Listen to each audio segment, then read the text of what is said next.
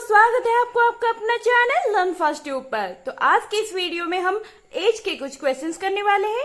As के जितने भी टाइप के क्वेश्चन एग्जाम में पूछे जाते हैं वो मैं पूरा कवर कराऊंगी। तो अगर आपने चैनल को सब्सक्राइब नहीं किया है तो अभी कर ले, ताकि आपको आगे की वीडियोस की नोटिफिकेशंस मिलती रहे। तो पहले से मैंने कुछ पार्ट बना लिया है, आपको उसका लिंक डिस्क्रिप्शन बॉक्स में मिल जाएगा।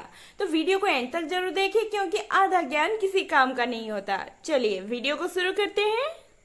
तो पहला क्वेश्चन क्या है, सीमा की वर्तमान आयु उसकी शादी के समय की आयु का 6/5 गुना है और उसकी शादी 6 वर्ष पूर्व हुई थी। तो सीमा के बेटे की आयु उसकी वर्तमान आयु का 1/12 गुना है। तो उसके बेटे की आयु ज्ञात करें। तो हमें उसके बेटे की आयु ज्ञात करना है। देखिए यहाँ पर बेटे की आयु के बारे में क्या कहा गया कि बेटे की आयु उसकी वर्तमान आयु का 1/12 गुना, उसकी यानी सीमा की वर्तमान आयु का 1/12 गुना है। तो हमें पहले सीमा की आयु पता करना होगा, तभी हम बेटे की आयु पता कर पाएंगे, है कि नहीं। तो हमें क्वेश्चन में जैसे जैसे लिखा है बस वैसे लिखते जाएंगे और हमारा क्वेश्चन सॉल्व। तो चलिए, तो पहले हम सीमा की आयु निकालते हैं। तो सीमा की आयु के बारे में क्या कहा गया कि सीमा की वर्तमान आयु उसकी शादी के समय की आयु का 6/5 गुना। तो 6/5 मैंने यहाँ पर लिख लिया है। देखिए ये पहले था, जो नीचे का हिस्सा होता है यानी डिनोमिनेटर, ये पहले होता था इसका एज का रेशियो, और अब कितना है 6। तो हम वही लिख लेते हैं। देखिए तो पहले उसकी एज की रेशियो क्या थी, 5 थी, और अब कितना हो गया है 6।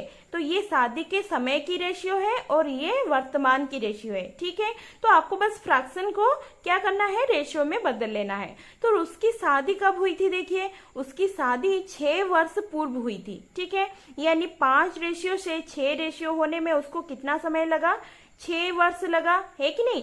तो यानी इन दोनों का अंतर 6 होना चाहिए, पर हम अगर इन दोनों का अंतर देखेंगे तो कितना हो जाएगा, 1 हो जाएगा, है कि नहीं। यानी 1 ना होकर 6 होना चाहिए, क्योंकि 6 का अंतर होना चाहिए। तो हम क्या करेंगे, इसका 6 गुणा कर लेंगे तो 6 हो जाएगा, है कि नहीं। तो हम उसी तरह इनका भी 6 गुणा कर लेंगे तो इनकी जो शादी के समय की एज क्या है और वर्तमान की एज है वो भी निकल जाएगा। तो यहाँ पर 6 गुणा आया तो यहाँ भी 6 गुणा कर लीजिए, कितना हो गया 30, और यहाँ पर 6 गुणा कर लेंगे तो कितना हो जाएगा 36, ठीक है। तो हमें सीमा की शादी के समय की आयु पता चल गया और अब वर्तमान की आयु भी पता चल गया। तो अब हम उसके बेटे का भी एज निकाल लेंगे। तो हमें सीमा की एज कितनी पता चली, 36, ये वर्तमान की है कि नहीं, हमने यहाँ पर लिख लिया। देखिए क्या कहा गया था क्वेश्चन में कि बेटे की आयु उसकी वर्तमान आयु का 1/12 गुना। तो वर्तमान आयु हमें सीमा की पता चली 36 है, तो उसका 1/12 गुना का मतलब होता है ऑफ, यानी ऑफ का मतलब मल्टीप्लाई होता है, तो हमने वही कर लिया। तो 36 का कितना है, 1/12 गुना उसके बेटे की आयु है। तो काट लीजिए, देखिए 12 से कैंसिल हो जाएगा, 12 एकम 12 और 12 तिया 36, यानी कितना हुआ, 3 × 1 3 हुआ। तो ये किसका एज है, उसके बेटे की एज है। और हमें क्वेश्चन में यही तो पूछा गया था कि बेटे की आयु क्या है। तो क्या है उसके बेटे की आयु, 3 साल, ठीक है। नेक्स्ट क्वेश्चन क्या है, सुमन की शादी 6 वर्ष पूर्व हुई थी, उसका वर्तमान आयु शादी के समय की आयु का 7/6 गुना है। 3 वर्ष पूर्व उसका बेटा 3 साल का था। सुमन और उसके बेटे की वर्तमान आयु का अनुपात ज्ञात करें। देखिए बहुत ही प्यारा क्वेश्चन है, उसी तरह सॉल्व करेंगे। तो हमें कहा गया कि उसका वर्तमान आयु शादी के समय की आयु का 7/6 गुना, 7/6 गुना, है कि नहीं। तो हमने जैसे किया था, तो ये शादी के समय की आयु होगा, आयु का रेशियो होगा, और ये वर्तमान की रेशियो होगा, है कि नहीं। तो हम वही लिख लेते हैं, ये 6 है और यहाँ पर 7, ये शादी के समय की और ये वर्तमान की, ठीक है। तो हमें क्या कहा गया कि सुमन की शादी 6 वर्ष पूर्व हुई थी, यानी 6 रेशियो से 7 रेशियो होने में उसको भी 6 साल का समय लगा है। यानी इन दोनों का अंतर 6 होना चाहिए, पर हम अगर इनका अंतर देखेंगे तो कितना आ रहा है, 1 आ रहा है। तो 1 का कितना गुणा हो जाएगा, 6 × 6 हो जाएगा, है कि नहीं। तो हम इनका भी 6 गुणा कर लेंगे तो कितना हो जाएगा, देखिए 36, और इसका 6 गुणा कितना हो जाएगा, 42। तो ये क्या हुआ, ये सुमन की वर्तमान आयु है कि नहीं।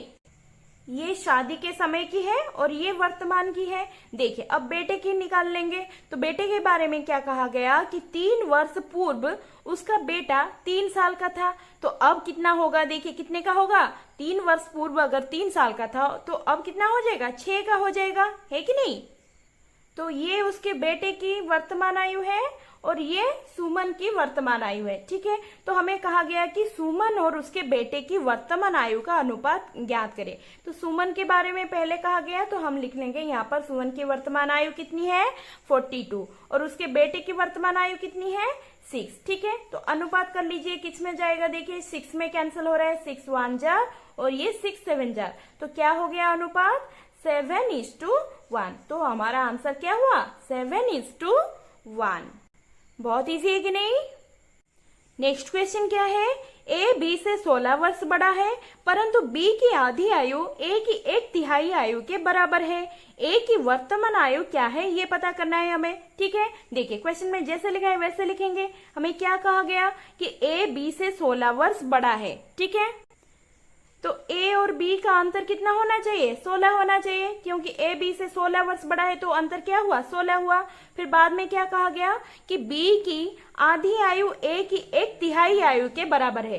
तो बी की आधी आयु, देखिए की के बारे में मैंने क्या कहा था, की का मतलब होता है ऑफ, और ऑफ को हम कौन सा साइन देते हैं, मल्टीप्लाई साइन देते हैं, है कि नहीं। तो बी की आधी आयु यानी बी की आधी यानी क्या होता है 1/2। ठीक है, किसके बराबर है, ए की 1/3 यानी ए की 1/3 का मतलब क्या होता है 1/3। ठीक है, देखिए अब क्या करेंगे, सॉल्व कर लेंगे और हमें रेशियो मिल जाएगा।